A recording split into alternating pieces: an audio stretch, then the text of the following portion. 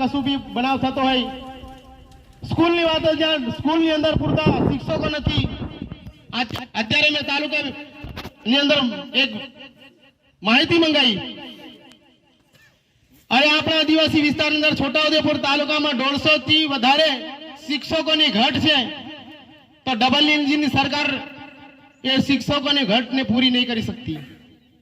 આપણે બધા એક જમાનામાં કહેતા હતા કે ભારતીય જનતા પાર્ટી આપણા વિસ્તારની અંદર વિકાસની વાત હતી, વિકાસ કરશે, જ્યાં શિક્ષણની જરૂર છે શિક્ષણ પૂરું આપશે, તો ત્યાં બિલકુલ નિષ્ફળ થઈ છે. હાલમાં આ 2 દિવસ પહેલા અમે ચીલાવાડ ગામે અમે વિઝિટમાં ગયા હતા. તમને મિત્રો શરમજનક ઘટના છે, ત્યાંના જે પ્રતિનિધિ છે હતા ભારતીય જનતા પાર્ટીના પ્રમુખ શ્રી, તેમના પોતાના ગામના શાળાની અંદર એવી પરિસ્થિતિ છે કે ત્યાં બાળક બેસવા માટે પણ પરિસ્થિતિ અઘરી છે. તો આવી પરિસ્થિતિની અંદર આ લોકો ઊંચી આંગળી કરવા માટે ભારતીય જનતા પાર્ટી પાસે જઈને સીટ પર બેસીને 2.5 વર્ષ પૂરા કરી નાખ્યા.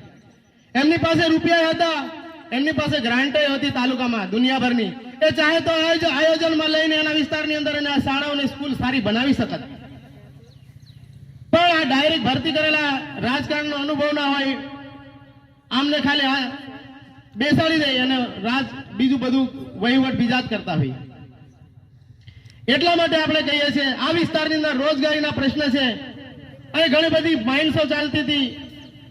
આપણા છોટાઉદેપુરના વિસ્તારમાં વનાર જામલા વિસ્તાર છે, આપણે ડડી ગામ છે, એ પાડોશી આપણે ઘણા બધા આપણા લોકો રોજગારી લઈ રહ્યા હતા.